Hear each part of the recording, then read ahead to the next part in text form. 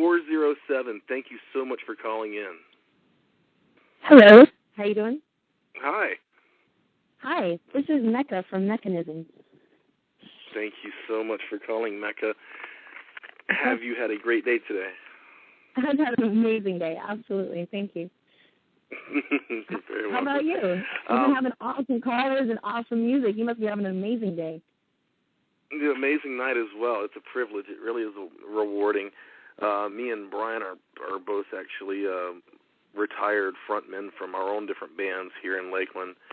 So it's really symbiotic to be able to host a show and really, be a part of it in the past and present in a way. So it's really neat. So we really appreciate the chance to do it, to meet all these bands as well as, well, thank you. But yeah, to meet all these local metal bands, it's almost like going to all these different concerts that I was never able to go to when I was a kid, but to research them and put them on our show, it's just great. It's awesome. Oh, wow. Yeah, very cool. Yes. Yeah. Tell us about your new EP coming out. Oh, yeah, The Shift is coming out. We're working on it now, and we're quite excited. You ever get really excited about new music and, realize that you get to create it, And, we've, it's all of our own, all of our dreams coming true, We all get to work, in a way that we want to and create music and things that really inspire us and really on our own terms, which I think a lot of people in life don't get to do. So it's really a dream come true just to be able to be a musician and, and share that, cool. With the world. Because we are the people who live in the world. We are the artists of our generation. And I'm excited about it. So tell us about your return from Japan. What brought you to Japan? Well, I had a feeling, as I tend to trust. I tend to go with my feelings a lot. And I decided to research getting a job over there and seeing how I could live. And I got a job over in Japan, and then I met another musician. She was actually a bass player, singer named Yukari Aikida, and she, we hit it off really well. And I ended up playing about 150 shows in Japan, both as Origami Girls, the group I started with Yukari, and as my solo, which was Miss Meka Nism, and with other different, collaborations and stuff. I actually played with Keith Richards, half Japanese son. Did some Rolling Stone and Janis Joplin covers with him for a big festival thing that he played. So, just went to Japan to discover music, and then the other side of the world, really, it's a totally different culture, but it was still something that, was very safe and something that was very warm and welcoming, exciting, extremely enriching to my soul. And I've got to bring. How were you embraced? The Japanese people, did they embrace you as an American? I mean, was there any issue at all with that, being an American in a foreign land like that? There is, and I'm not going to say that the country doesn't have issues with the way that they view foreigners, because it's definitely been a country that has been closed to the outside world until just recently compared to the rest of the world, excluding things, like Tibet and Mongolia, where they're just so far out of reach that people don't quite have as much international flow there. But Japan, this past century, has been exposed to the outside, and it's still viewed as us and them. Like, everybody outside Japan is different. And we have that in other places, but America is a melting pot. We experience each other as all these different mesh of cultures. And in Japan, it's Japanese people, and Japanese people do this, and Japanese people like this. And that's across the board of what they are taught, for their tastes to be and their behavior to be. So it becomes quite safe because they're predictable. But when they view an American, it's like, oh my gosh, this is unpredictable, kind of scary. And I've learned that the best way to bridge a culture gap is to smile and use universal language, of openness, caring, love, compassion, and respect. And it goes a long way. Yeah. Actually, so I got. It seemed like many times as I see I see the peace sign. You know, you see all these countries. This one thing that's universal that I find is the peace sign. You know, so that's kind of cool. Yeah. Can you tell me, how did you come up with MeKa Nism? Well, my brother actually would call me MeKa Nism as a nickname. You know, as he used to make fun of me a lot, and it stuck because it said something. And when I came back to visit, you know, America, to visit Orlando, and my bandmates were saying, hey, you should really stay here, you know, instead of going to Berlin, which was my next destination. They're like, well, let's do this together. Let's form a unit. You know, we all get along really well on lots of different levels, and the cohesion of the band is really evident, you know, as we play together and our energies work really well together, and it shows in our music. But what represents that? And MeKa Nism as a name is kind of like a machine of rock, you know what I mean? All the pieces fit really well together. We all come together as a really awesome group of individuals that really contribute to, you know, a greater whole. Of all our contributions are really important for it to work. You know, each one of us brings so many pieces to be that, you know, well-oiled machine. And it also goes, you know, you think about, you know, humanity versus, you know, more of the industrial, you know, or even high-tech computer world that we live in, and what is humanity? How are we machines? How is that, you know, awesome and okay? You know, how are we a divine machine? And really it works. You know, we were debating a whole bunch of different versions of different band names, but Bobby the Ripper Keller is like, it just is the name. You know, it's MeKa Nism. And I'm like, yeah, Bobby, yeah, I feel that. So even though it's my name too, it really represents the name of the band. It really works well for the group of individuals, which is cool. It's also cool that my name's in it, and I'm like, yeah, Meka. And then, you know, I'm a robot. You know, I'm not really a robot, but it was a cute thing to say in Japan. Yeah. So, it works. That's very cool. Like, throughout your career so far, what's, like, been the biggest challenge that y'all faced? Oh, challenges. Well, I mean, every day is a challenge for everyone in some way. You know, to become our best selves, to kind of remove, you know, worries about, you know, fear, judgment, or insecurities in people's lives. And, you know, really to help, you know, everyone around us, including ourselves, to be our best, happiest person, so that, you know, so we can really deliver authentic, you know, music and expression and have authentic lives, you know. Yeah. So the challenges are, you know, anything that doesn't, you know, sync up with, you know, truth and authenticity are things that you just need to, you know, throw away. And that's some work, you know. That's, you know, the philosophical dilemmas of, you know, any human who has ever lived. You know, you got to face your fears and work with them to be your ally. Yeah, just the opposite of that question. What stands out the most throughout your career? What's been like the biggest thing that you've experienced, or like the one thing that you remember the most so far that just stands out? Well, music, I think, is a universal language in more than just words. You know, the vibration of it is like the highest form of expression in my eyes.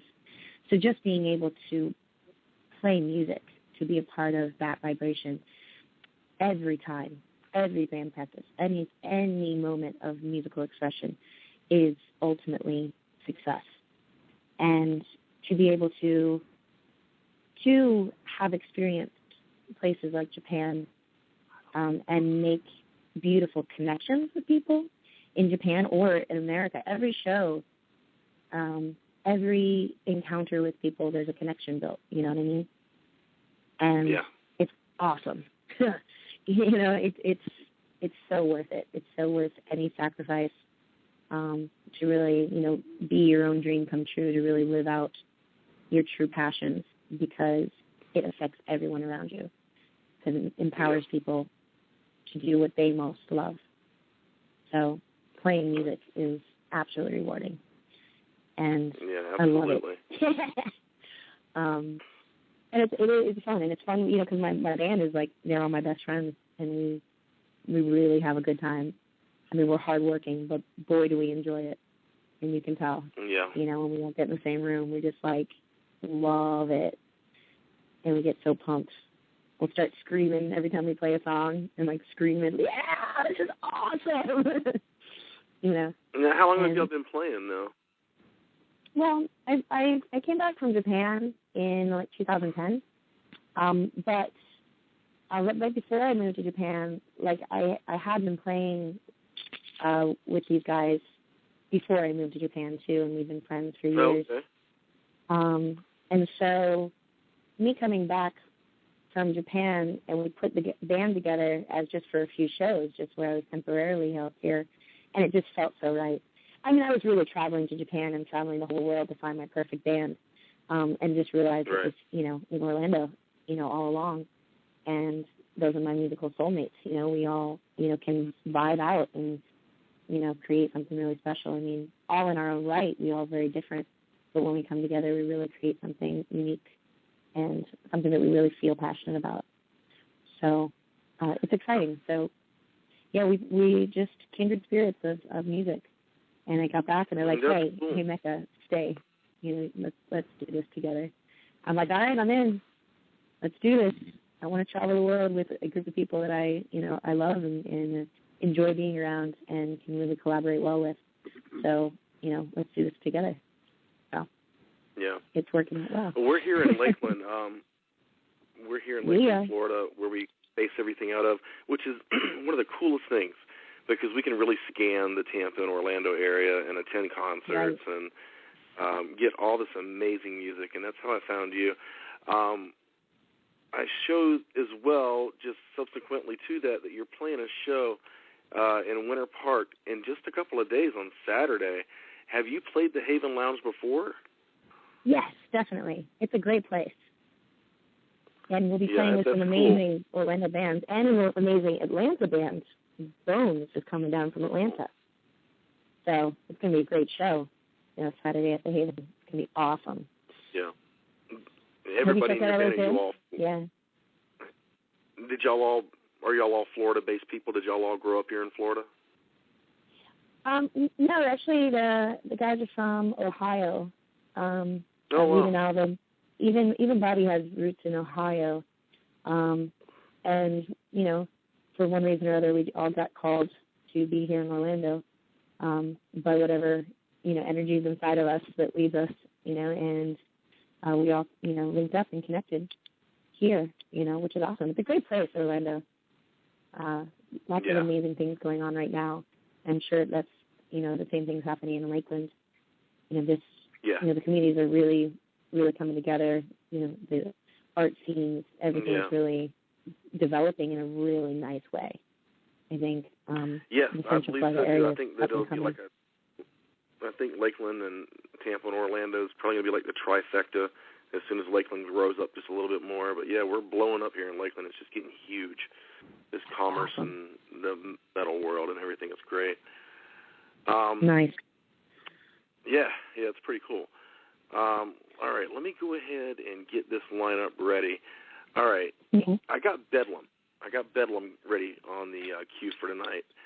Can you tell me the story behind the name and the song, like what it's about? Do you know the place called Bedlam in England? This mental hospital. There's an old mental hospital called Bedlam, and it's still rumored today to be like one of the most haunted because the most horrible things happen there. But this song is titled Bedlam because a lot of things in life make us crazy. In particular, love and relationships drive us insane, and it really brings out the quirkiness of people's personalities. So it's like really looking at our own, insane asylum on the inside when we're having all these different emotions and feelings for different people. And so, guys can make you crazy, man. Girls can make you crazy. Bedlam. So, wow. Just the own insanities that we all go through. You ever felt crazy before? I'm sorry? Have you ever been crazy yes, before? I have, actually. Yeah. Sorry, we have a delay, if you haven't noticed. But yes, I have definitely felt crazy before. I want to thank you from the bottom of my heart for calling in. You're incredibly intelligent, and it comes through in your music, and I really dig that. So, big ups. Feel free to call in any time. It's been an amazing pleasure. So, I'm going to go ahead and get this ready. Meka, would you like to introduce this next song? This song is called Bedlam, and I hope you go crazy and scream a lot and have a good time and enjoy the rest of this amazing show. So, yeah, thank you. It's been a pleasure talking to you.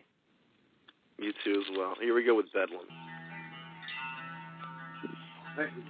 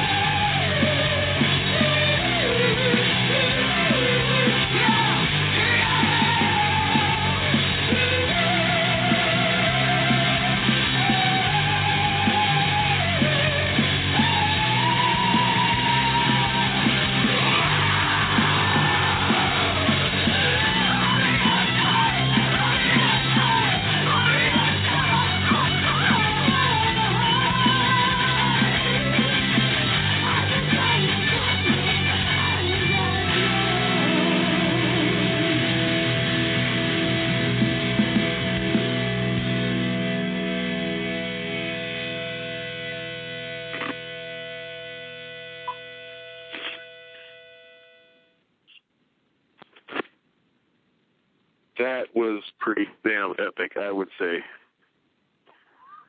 Yeah, that was sick, dude. MeKa Nism is killing it, man. That's all there is to it. Orlando's got some treasure, and that treasure looks like MeKa Nism.